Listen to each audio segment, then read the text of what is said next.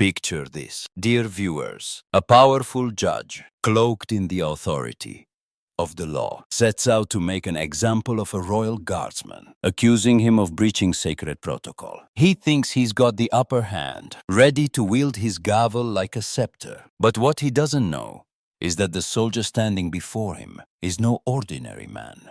He's a legal genius, a master of the law, who's about to turn the tables in a way that will leave the courtroom stunned. The judge picked the wrong man to challenge. And what happened next? Well, it's a twist that'll have you on the edge of your seat. Welcome to the story of Captain Alaric Vaughan, a tale of duty, intellect, and the triumph of justice. Where are you watching from? Drop a comment below, whether it's London, Leeds, or further afield. And don't forget to hit subscribe and ring that bell so you never miss another stirring tale of royal honor and human courage. This is just the start. So, stick with us for more stories that'll warm your heart and stir your pride. It was a crisp autumn morning in 2025, the kind of day where the air bites gently and the leaves crunch underfoot outside Buckingham Palace. The forecourt, framed by the palace's golden stone, was alive with the quiet hum of anticipation.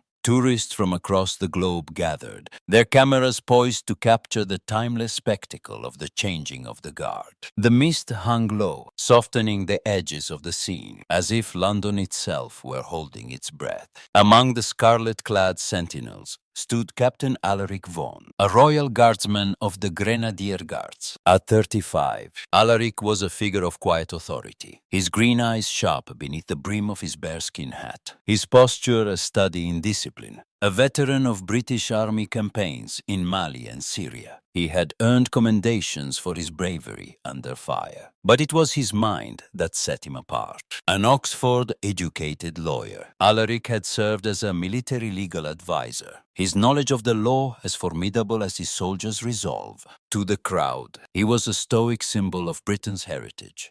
To those who knew him, he was a force of intellect and principle. The crowd was a vibrant tapestry. Families from Birmingham, Japanese tourists with guidebooks, and a few locals who never tired of the palace's grandeur. Among them was Mrs. Evelyn Carter, an 80-year-old widow from Kent, her frail frame bundled in a woolen coat, her walking stick tapping softly on the gravel. She had come to honor her late husband, a guardsman in the 1960s, whose stories of duty had filled her heart for decades. As she edged closer to the railings, her eyes bright with memory, a sudden wave of dizziness struck. Her stick slipped, and she crumpled to the ground, a faint cry escaping her lips. The crowd gasped, some stepping back in shock, others fumbling for their phones. Alaric, stationed mere meters away, saw it all. Protocol demanded he remain at his post, motionless and silent, unless directly threatened. But this was no moment for rigid rules.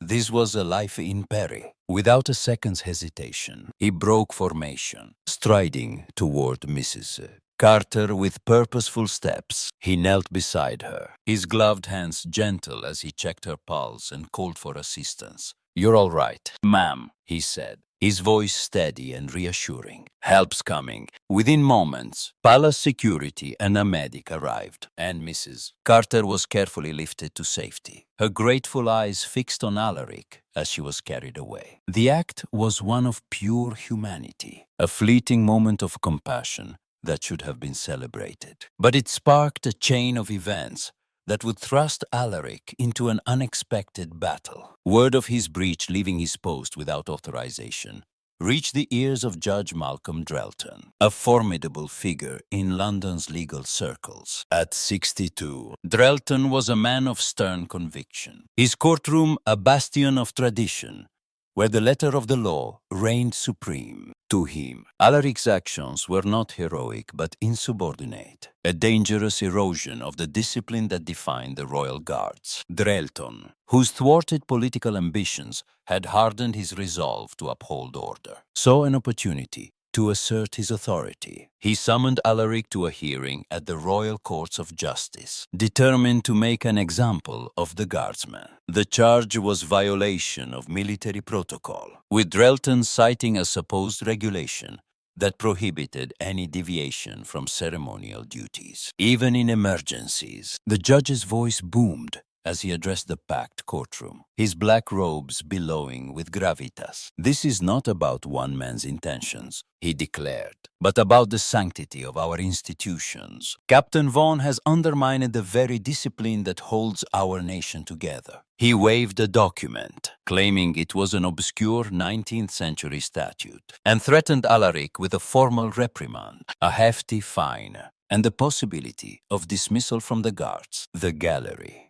Reporters, military officials, and curious onlookers buzzed with tension. Drelton's rhetoric was theatrical, his gestures sweeping, his tone laced with the certainty of a man who believed his word was law. But Alaric was no ordinary soldier. As Drelton delivered his tirade, Alaric stood before the bench, his scarlet tunic a vivid contrast to the courtroom's muted tones, his expression calm and unreadable. The judge's threats, meant to intimidate, only sharpened Alaric's focus. He had spent years studying law at Oxford, advising commanders in war zones, and mastering the intricacies of military regulations. He knew Drelton's cited statute was a fabrication, a flimsy construct to bolster a weak case. When given the chance to respond, Alaric's voice was clear and measured, cutting through the judge's bluster like a blade through fog. "Your Honor," he began, "with all due respect, the regulation you reference does not exist in the current Military Discipline Act,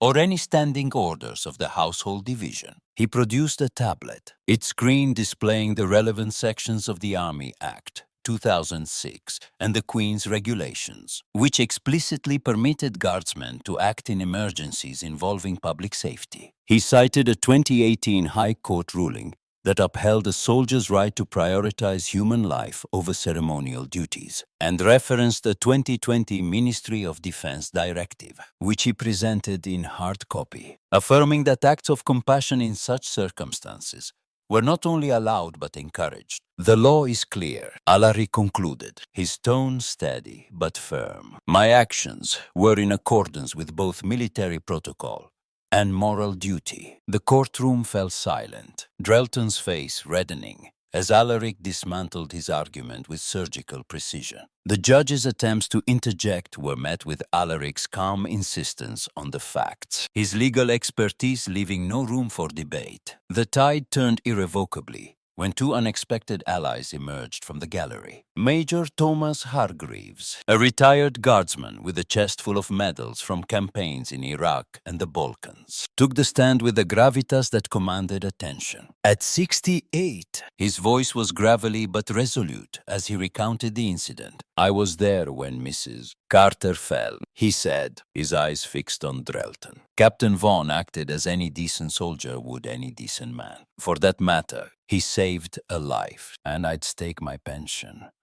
the Crown would thank him for it." The gallery murmured in agreement, a few nodding solemnly. Following him was Sergeant Fiona Walsh, a former drill instructor, whose no-nonsense demeanor had made her a legend in the Guards. Walsh presented a video, retrieved from a German tourist who had recorded the scene, played on a courtroom screen. The footage showed Alaric's swift, composed response, his purposeful stride, his gentle care for Mrs. Carter, and the crowd's visible relief as medics arrived. The video ended with a tourist's voice, accented but clear, saying, "That's a true hero. That is, the evidence was incontrovertible," exposing the absurdity of Drelton's accusations. Walsh fixed the judge with a steely gaze. "If this is what you call a breach, Your Honor, then I shudder to think what you'd make of inaction." The gallery erupted in subdued cheers, quickly hushed by the bailiff. But the mood had shifted decisively. Reporters scribbled furiously, sensing a story that would dominate headlines. Drelton, cornered by the testimony and the video, tried to pivot, muttering about procedural misunderstandings.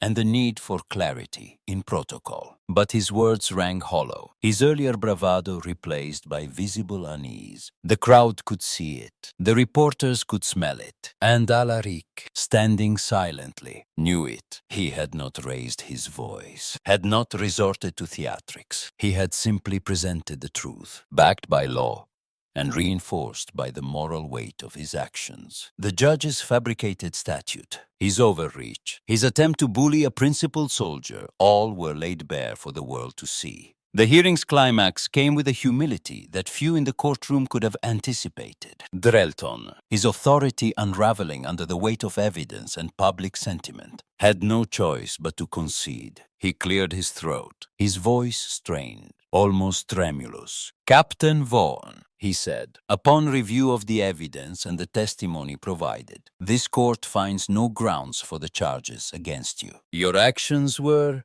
commendable, and in line with both military and moral duty." He paused, his eyes meeting Alaric's, not with challenge, but with a flicker of respect. "I apologize for any distress caused by this proceeding. This court stands corrected." Then, in a gesture that stunned the room, Drelton inclined his head, a rare sign of deference from a man known for his pride. The gallery burst into applause, no longer subdued, the sound echoing off the oak-paneled walls. The bailiff made no move to silence it, and even the sternest faces softened with approval. Alaric, unmoved by the victory, simply nodded. "Thank you, Your Honor," he said, his tone devoid of triumph. To him, this was not about personal vindication, but about upholding the principles he had sworn to protect: duty, honor, and the law. As the hearing adjourned, the crowd parted to let him pass, some offering nods of respect, others whispering words of admiration. A young reporter, bold enough to approach, asked for a comment. Alaric paused, his green eyes thoughtful. "I did what was right," he said simply, "not for me, but for Mrs. Carter, and for every soldier who knows that humanity comes before protocol." The words, understated yet profound, would be quoted in every major newspaper by morning. Alaric returned to his post at Buckingham Palace the next day, resuming his duties as if the courtroom drama had never happened. The autumn sun broke through the clouds, casting a golden light over the forecourt, and the tourists who gathered now watched him with a new reverence. They had read the stories, seen the X-posts, heard the radio debates. To them, Alaric was no longer just a guardsman, but a living symbol of what it meant to serve with heart and mind. Miss Carter, fully recovered, sent him a handwritten letter, her spidery script filled with gratitude. "You are a credit to the uniform my husband wore," she wrote, "and to the country we both love." Alaric kept the letter in his barracks, tucked inside a book of poetry. He read in quiet moments. The story of Captain Alaric Vaughan spread like wildfire, igniting conversations across Britain and beyond. On X, clips of the hearing racked up millions of views, with hashtags like Guardsman Genius and Justice for Alaric trending for days. The Times ran a measured editorial, a guardsman's triumph over bureaucracy, while the Sun opted for a cheekier judge schooled by soldier. The BBC aired a special segment, interviewing legal experts who praised Alaric's mastery of the law and veterans who hailed his compassion. The incident sparked debates in Parliament, with MPs calling for clearer guidelines to protect soldiers acting in good faith. Veterans groups rallied behind Alaric, hailing him as a symbol of the modern military, disciplined yet humane, steadfast yet compassionate. Even the palace issued a rare statement, commending Alaric's exemplary conduct in a moment of crisis. In the weeks that followed, Alaric remained a reluctant hero. He declined most interview requests, though he visited Mrs. Carter at her home in Kent, sharing tea and stories of her husband's service.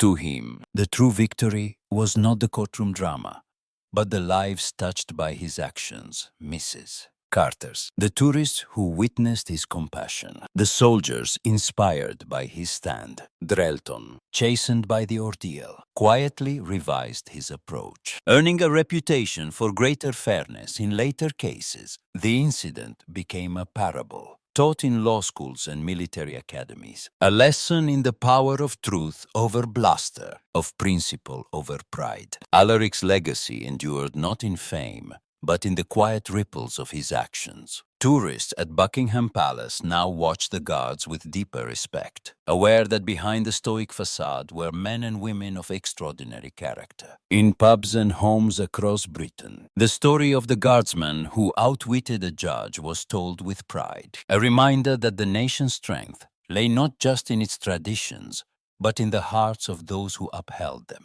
Captain Alaric Vaughan, with his sharp mind and unshakable honor, had not only saved a life but had redefined what it meant to serve, proving that sometimes the greatest battles are won not with swords, but with words and courage. The courtroom fell silent, Drelton's face reddening as Alaric dismantled his argument with surgical precision. The judge's attempts to interject were met with Alaric's calm insistence on the facts, his legal expertise leaving no room for debate. The gallery, reporters, military officials, and onlookers held their breath, sensing the tide turning. Alaric stood resolute, his scarlet tunic a beacon of principle in the muted tones of the royal courts of justice. He had not raised his voice, had not resorted to theatrics. He had simply presented the truth, backed by the unassailable weight of the law. Drelton's fabricated statute, his overreach, his attempt to bully a soldier of such intellect and honor, all were exposed, laid bare like a house of cards, toppled by a single, steady hand. The turning point came with the arrival of two unexpected allies, whose testimony would seal Drelton's defeat and elevate Alaric's stand to legend. Major Thomas Hargreaves, a retired guardsman of 68, stepped forward from the gallery, his weathered face etched with the lines of a life spent in service. His chest bore the faded ribbons of campaigns in Iraq and the Balkans, and his voice, though gravelly, carried the authority of a man who had faced death and emerged unbroken. I was there that morning, Hargreaves said, his eyes fixed on Drelton with a quiet intensity. I saw Mrs. Carter fall, saw the fear in her eyes, and I saw Captain Vaughan act not as a soldier bound by protocol, but as a man bound by decency. He saved her life, Your Honor, and I'd wager my pension the Crown would pin a medal on him for it. The gallery stirred, a murmur of agreement rippling through the crowd. Hargreaves' words were not just a defense, they were a call to honor, a reminder of the values that had defined Britain through wars and hardships. A few older spectators, their own memories stirred by the Major's conviction, nodded solemnly, their eyes glistening. Following Hargreaves was Sergeant Fiona Walsh, a former drill instructor whose reputation for iron discipline was matched only by her fierce loyalty to her comrades. At 50, Walsh was a formidable presence, her posture as rigid as the day she'd left the guards. She carried a small USB drive, which she handed to the court clerk with a nod. This, she said, her voice cutting through the room, is footage from a tourist's camera, retrieved this morning with the man's permission. The video was played on a courtroom screen, and the room fell into a hushed reverence. The grainy footage captured the moment of Mrs. Carter's collapse, her frail form crumpling, the crowd's panic, and Alaric's swift, purposeful stride as he broke formation. His hands, gloved in white, were gentle as he steadied her, his voice calm as he called for help. The camera caught the relief on the faces of onlookers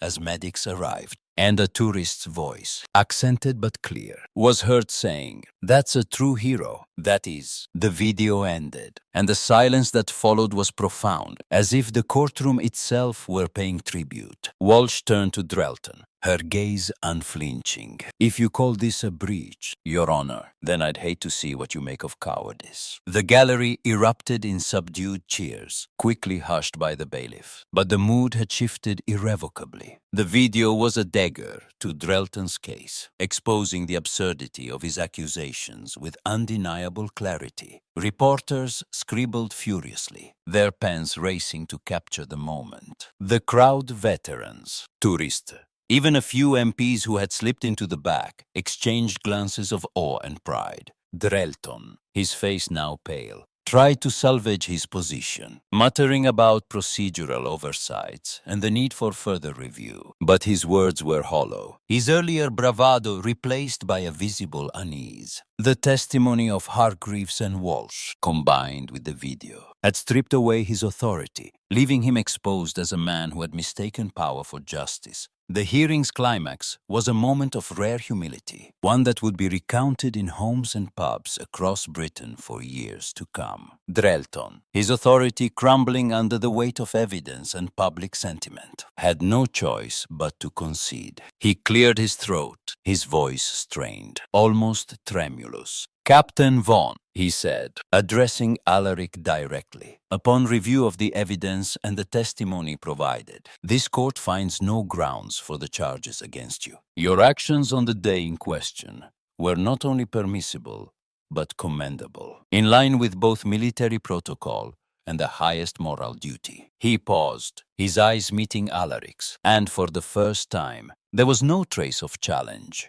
Only a flicker of respect. "I apologize for the distress caused by this proceeding. This court stands corrected." Then, in a gesture that stunned the room, Drelton inclined his head, a subtle but profound sign of deference from a man whose pride had long been his hallmark. The gallery burst into applause, no longer subdued, the sound echoing off the oak-paneled walls like a wave breaking over a shore. The bailiff made no move to silence it, and even the sternest faces in the room softened with approval. Alaric, ever the embodiment of discipline, simply nodded. "Thank you, Your Honor," he said, his tone devoid of triumph or rancor. To him, this was not about personal victory, but about upholding the principles he had sworn to protect: duty, honor, and the law. As the hearing adjourned, the crowd parted to let him pass, their nods and whispered words of admiration a quiet tribute. A young reporter, her notebook clutched tightly, approached for a comment. Alaric paused, his green eyes thoughtful. "I did what was right," he said simply, "not for me, but for Mrs. Carter, and for every soldier who knows